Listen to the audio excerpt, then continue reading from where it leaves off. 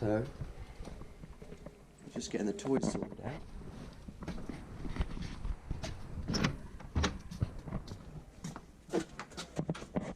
On this roof, it's been coming for, I don't know, a long while, probably a year or more. I've been talking to Mad, the homeowner. This cold roof.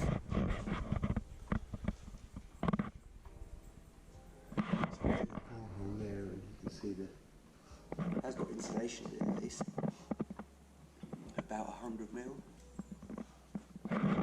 and then it's penetrated with all these lights, so there's loads of little damp marks around the place.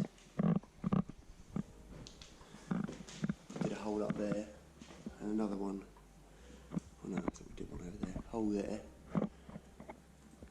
All these damp marks, which as soon as I found out it was a cold roof, I started screaming condensation.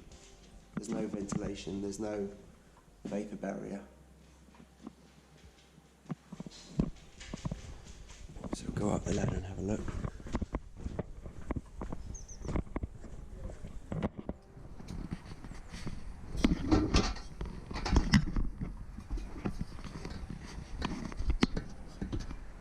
We'll come up here and see the condition of this GRP and how badly done it is. It's all creaky and cracky. So we put a camera up from below, like an endoscope camera, and we can see all the OSB in this area is it's completely rotten, the OSB. So we're going to strip all of this off.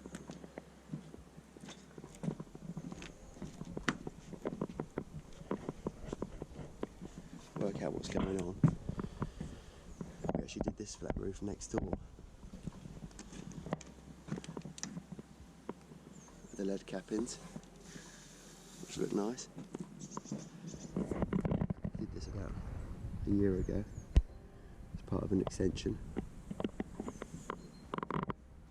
So this is going to be much the same as that one we've done next door. Lead cap-ins around the parapet. But we're going to put 6 inches of insulation over the top of this once we strip it all back and see if the falls are right, check the falls. Because I'm not sure about the way there's 2 outlets here, one there, and they're not great. And when it rains, it does sort of, water does sit here, and I don't know, I think at the moment there's a high point through in the middle this way, and it's falling that way and this way. But not really getting, unless the whole thing is falling in 2 directions over to the outlets. I just don't. I'm just going to check the falls anyway. And here water sits in this area, so we're going to take this the roof window off. Have to take that satellite dish off.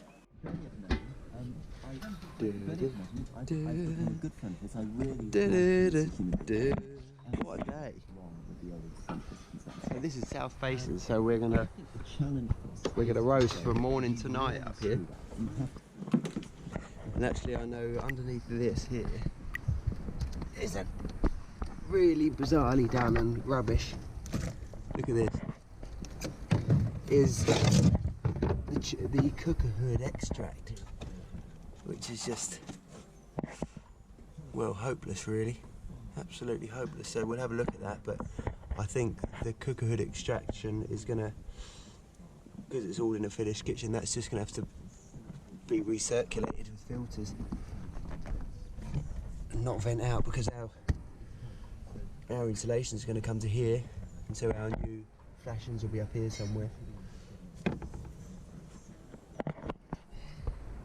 Really annoying position this roof has been put in as well, that close to the wall, which is just silly. There's no, because this was all built not that long ago, this whole thing. That lantern should be over there more. So we're going to cut a hole in here with masks and the knack of that saw blade, and see what's going on, and then strip the whole thing. But we don't want to take that off just yet because of the dust in the into the house but internally. So we just started pulling the GRP off. We've got rotten tongue and groove chipboard here, 8x2s. And here they've obviously gone rotten and there's no insulation in there. It's just straight down to the plasterboard ceiling below inside. But it also wasn't weathered in here very well either. It was just, it's only there, it's only going up to there, so it's not like, it's only to there, so it hasn't got much cover. This doesn't come down over it enough really. And there's no ply there, it's just onto a crappy brickwork.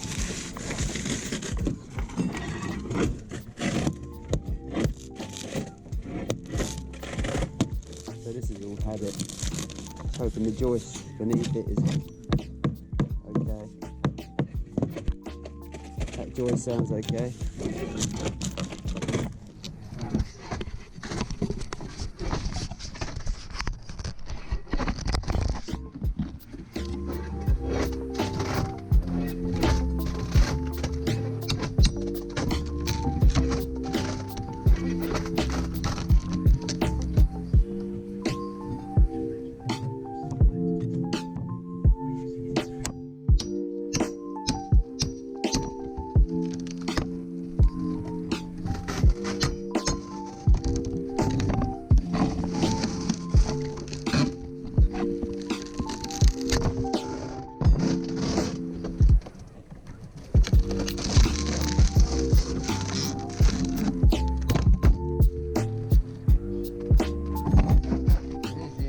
Below, in between the joists, it's been like tucked in basically, which you could sort of tell was going to be the case really. You know, there's a 2.5 inch gap there, no ventilation over the top of the insulation there. Put your foot through the ceiling there. Can you? Oh dear. Yeah. Not good.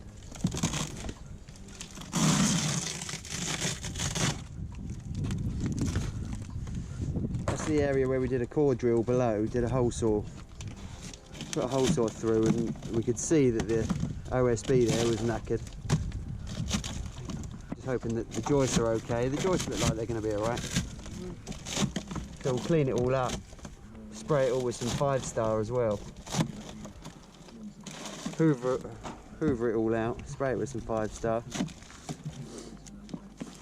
Yeah, we've got to get it all off first.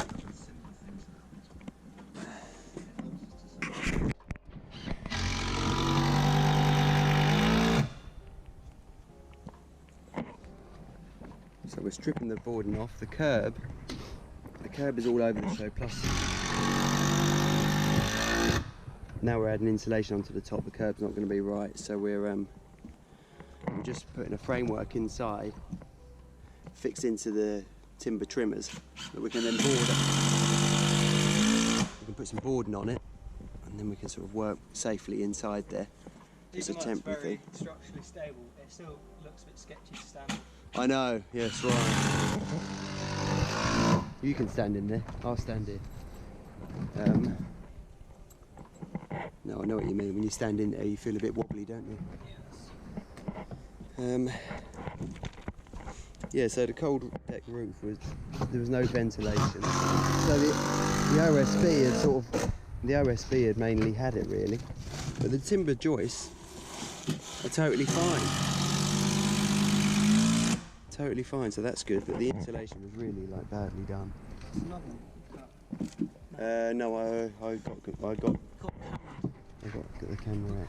Cameraed away. Yeah.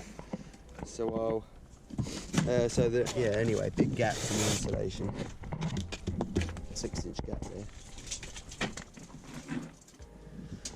And where the downlights have gone in, obviously it's quite interesting seeing it all from above really. It shows you when you cut the Celotex on sort of PIR on an angle when you're putting it in to help you get it in. It doesn't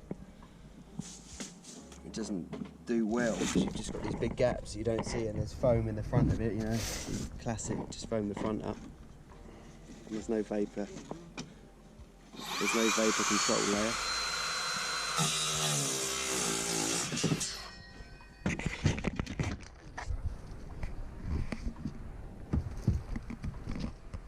Weird wiring as well for what was only recently done in the last few years. For some reason coming out of this transformer, there's two lives together there, and away you go. It's just, it's just not going to be right.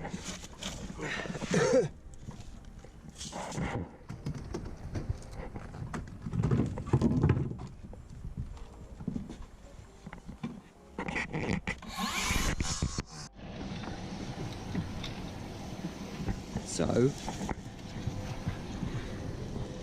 we've removed the old curb that was around the roof light because it was rubbish. It was all over the show. It wasn't fixed very well. It was all just PAS loaded together and it was just wobbly. So we've taken the whole thing apart. It's all over there in a heap, and the new upstand, the new curb around the roof light has got to be that much bigger to accommodate the warm roof anyway, so we wouldn't want to be just adding on to the top of it. We're going to build a new one, get it nice and flat and square and true, and so we've just been hoovering out in between the joists all the debris, and these old furrings, they're okay. We've put a straight edge over them and they seem to be doing the job. There's an adequate fall. But they weren't fixed down very well. They were just PAS loaded down, and so when we pulled the OSB off, they all sort of came up with it.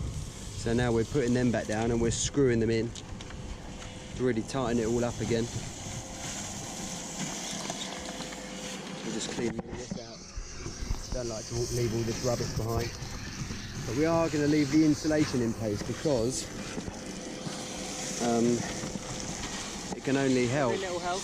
Yeah, exactly. It can only help, and the vapour barrier will be above it. So the fact that it's badly fitted doesn't matter. It just becomes irrelevant. It's just, otherwise we could have taken it out and used it elsewhere at another job, probably. But that's just chance of getting it to fit on another job, and we might as well leave it in here because it just helps the U value. That's where we're at the minute.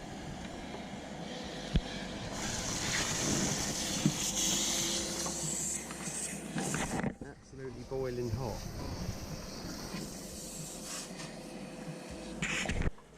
Ooh!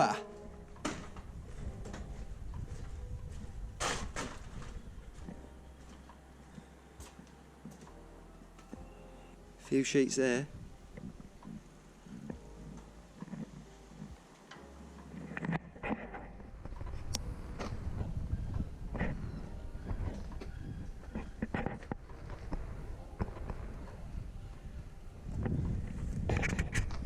Right, well, we're bored now. We're going to go home. It's 4 o'clock. We've run out of timber. Sack the QS. We're building a new curb. We've run out of timber, so I'm going to go to the merchants. Yeah, Mill's going to have a tidy up. We're going to have a hoover up down inside the house where there's some dust. There's a big stack of insulation down there.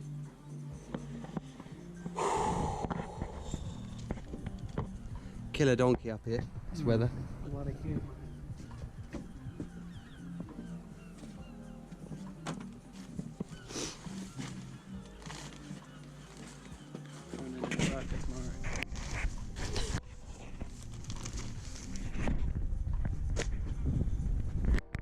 We're doing our best to make a YouTube video on this route. It's very difficult. It's very easy to just carry on working and not be bothered, but we're trying. So we've taken this curb apart, show that a minute. We've taken this upstand for the roof light apart. The old one was knackered. It was all over the show. Plus it was down here because it wasn't. Now we're doing a warm roof and putting 6 inches of insulation on. But I think the bit we just wanted to explain was behind here. Have a look. Show over there. Now. Behind this roof light. So just from there. Behind here, there's only like a little 6-inch gap there. Really. Yeah, it's about 150 mil, which is rubbish, you know. We've got to weather that properly, you know. But anyway, we can't move it because inside everything's finished. We're just doing a replacement roof, but the opening around the inside is all in place. Trimmers are there. We can't move the roof line over.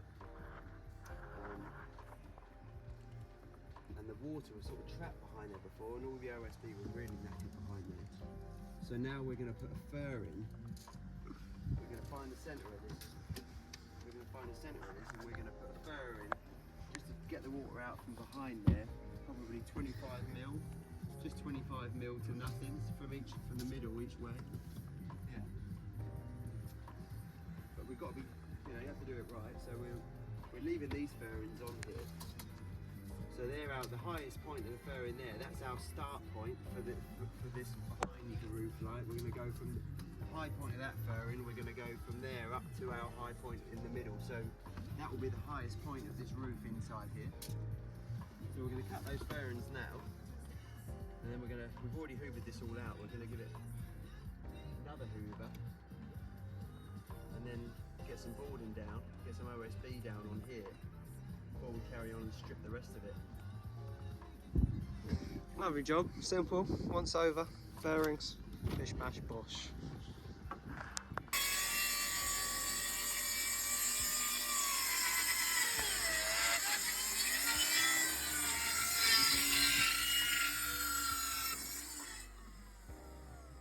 The mill's cutting us 4 furrings to get the water out from behind that roof light. As I said before, it's getting trapped, so we're just putting some furrings around there to kick the water out from behind it.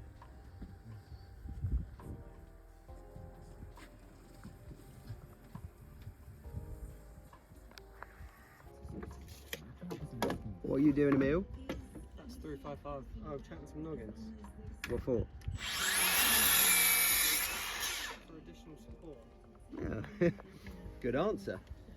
So Emil's cutting a set of noggins for us to put in between these.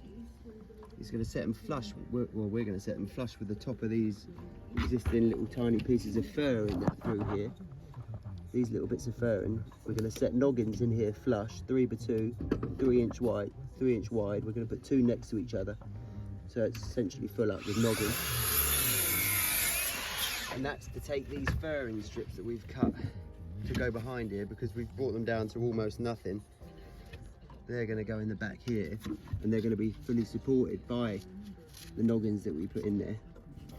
If we didn't put noggins in there, not that anyone's ever going to be able to put any weight in there because it's too narrow to put your foot in there, but you don't like cut corners just because someone can't get their foot in there.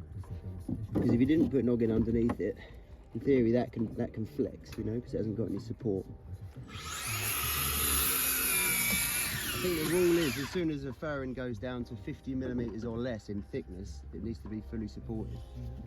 And we were only going up to about 30mm there, the end of it, up the end. 30mm down to sort of 5mm. So we're going to put noggins all the way through. So we're setting noggins in here flush. Can't tell with the sun. Yeah, we set noggins in there flush. Just sort of toshed in, which is a screw on an angle for all those that don't know. And we're setting those in nice and strong, and then the furrings are going to fix down. Yeah, put some fours through there, mate. We're getting tight on it all. We have to go to the van. So we've I don't know what I was just saying. We're running out of screws, so we're going to go to the van and get some more screws. Keep lots of screws in the van. These heads are just rounded off. That one is? No, on the bits. The wearer? This isn't a wearer one, is it? No, that's what I mean. Yeah. That's crap, that. This one's got a wearer bit in it. This one. No, that other one. We've decided this morning, we do like wearer stuff, and it's just a massive, especially on these Posi 2s, cheap bits. They're never any good, never have been. And wearer bits are much more durable. but they're also much more affordable. Yeah. I remember in Colchester, some people will know, Action Fixings at the bottom of oh my god, down near the Hive, at the Hive anyway. They used to, 20 years ago, they had like wearer bits on the counter in there, and I just remember that they were just so expensive. Just buy one bit and you'd be like shaking, handing over like a tenner for a bit, but maybe that's just because I was an apprentice and didn't have any money.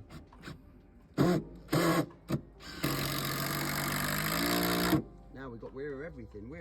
I think wearer's become more popular, certainly with like social media. So now wearer's much more, I think it's more affordable. I know it's still expensive, but I'm just blabbering here about wearer now. Get sponsored and then you can blabber. Yeah, phone them up. We've mentioned you now, so. I need some bits. But anyway, the difference of wearer bit makes in an impactor is just amazing. So we're just going to finish these noggins and then we'll make another little video. So back to bits.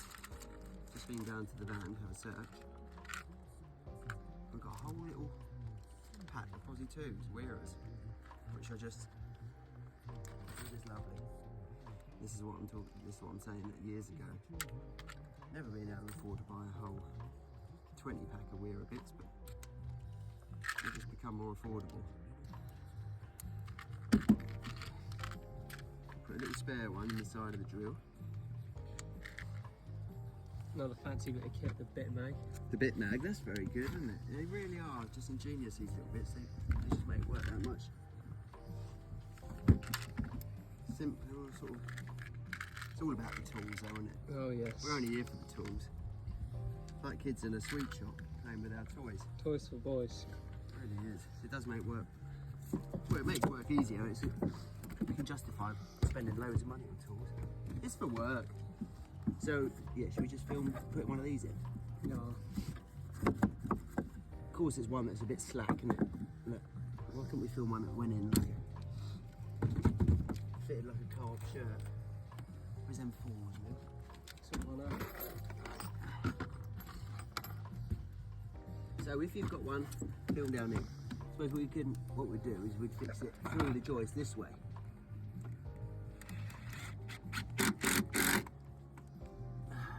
Set it nice and flush.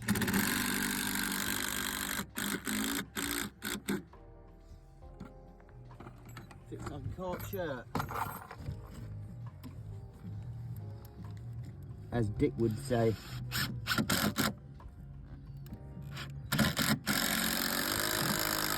That nearly went into my finger down the back.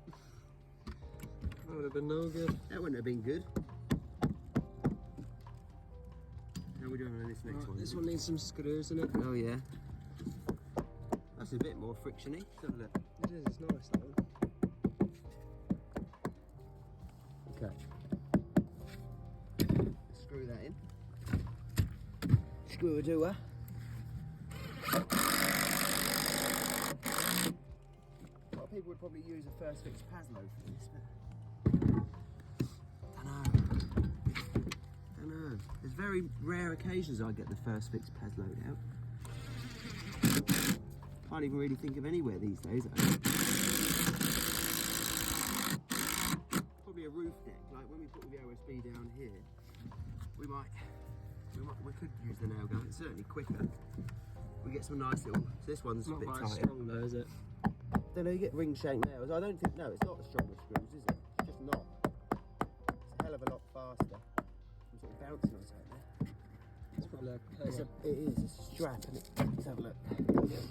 It's an old strap. I'm just gonna knock it out of the way. And this has got some saw blade marks on the back of it from where we've ripped through some timber above it. So I'd always just face that down, just because it just feels right to not have them on show. Gone too far. Gone too far. How not to put a noggin in. So it's all about just setting it down nice and evenly until you just get it flush.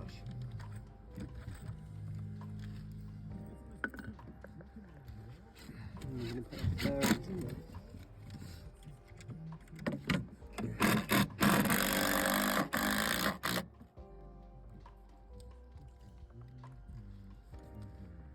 Yeah, I don't know when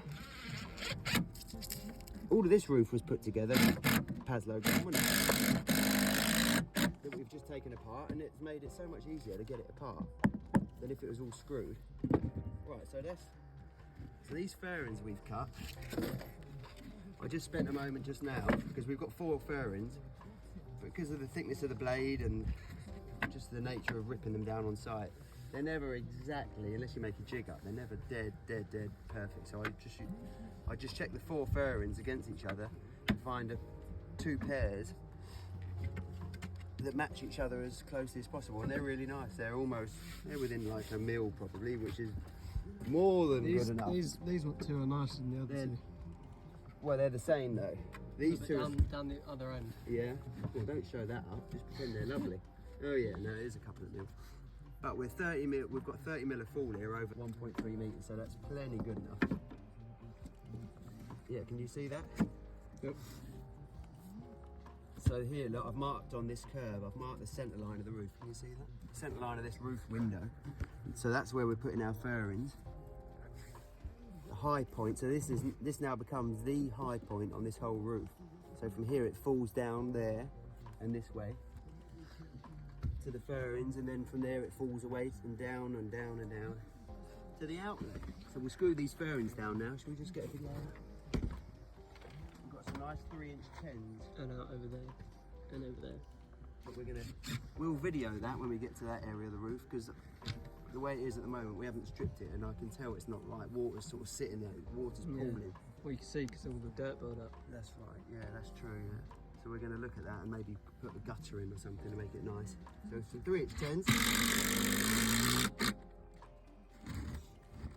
Wonderful.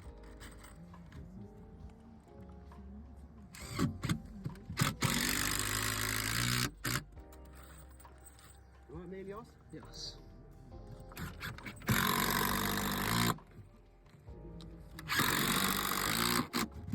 It's always tempting. Do everything as fast as you can to get the job done. You have to you have to sort of sometimes talk to yourself and slow yourself down a bit. Definitely get better at it as you get older. I've got better at it in the last 10 years. Working with certain people as well, they teach you it, but it's definitely tempting to rush everything really. So just to take another hour or half an hour to knock this out beneath these fairings. A lot. Makes the job all that much better.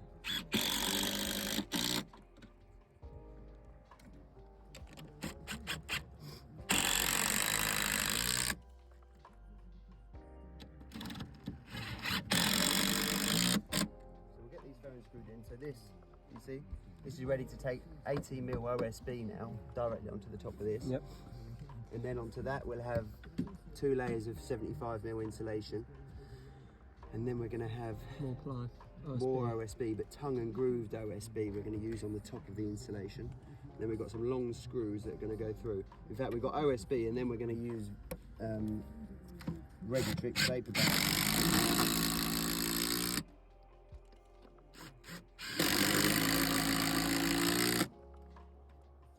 18 mil OSB, and then vapor barrier onto the OSB, and then the insulation, vapor barrier or a vapor control layer, a VCL as architects call them on drawings, always have to be on the warm side of the insulation, so on the internal side of the building, if you like. There's a whole other story to talk about, isn't it? Okay, Mill, out of the way. So Mill is just hoovering out here. We had a hoover out yesterday. It was absolutely full, well, mainly full of like rotten OSB that had all fallen apart with the condensation. You can see how badly fitted this insulation is here on this roof. Like down this side of the joist, there's nothing in there. It's just a plasterboard ceiling down inside. And then There's just huge gaps here, look, big gaps. There's a stud wall down here. We're going to expose that in a little while. But all around the place there's gaps, holes where the downlights have penetrated it, and just huge gaps in the Celotex. It's just like there's pretty much no point in putting insulation in like this. What is that stuff called? That tape that Robin Clever uses? Gapo tape. And it goes around the outside of Celotex. You know, you cut it 10 mil short in both directions, I think, or maybe 10 mil around each side. But and then the tape goes around the outside of the insulation, the PIR, and takes up that gap because it's got some flex to it. But I looked it up and it was really expensive for the job, so we just have to do it the old-fashioned way and cut it in neatly. So Emil has just been hoovering, cleaning out in between these joists. We're going to leave this insulation in here and go over the top of it without warm roof because, well, it can't hurt. So the next step, what was the next step? Oh, the next step is that this is all coming off of here, but we just want to get this boarded so we feel like we're getting somewhere. So this is going to come off, but for now we're just going to run the saw through this with an old blade in it through the top so that we can over this decking at the moment. This is sticking up above it, so we're going to cut that off so that our new deck can just overhang while we work out the detail on this roof, on this wall. I think rather than, we're not going to have the roof coverings on this vertical wall. We're going to batten this out and cement board it and then silicone plaster it. I think is going to be the best, so it runs around with these other walls all the way around here. Silicone render. It will look better. So now we're going to get the OSB and the track saw and start cutting and fixing it down to these furrings. I've marked the walls for the centre lines of the joist so that because the build up is 80mm OSB, 2 layers of 75mm PIR, and then another layer of 18mm TNG OSB. And we're going to screw that top layer down right through the insulation, and we want to make sure we're obviously hitting the joist, so we've marked out the joist positions there anyway. That's enough for me.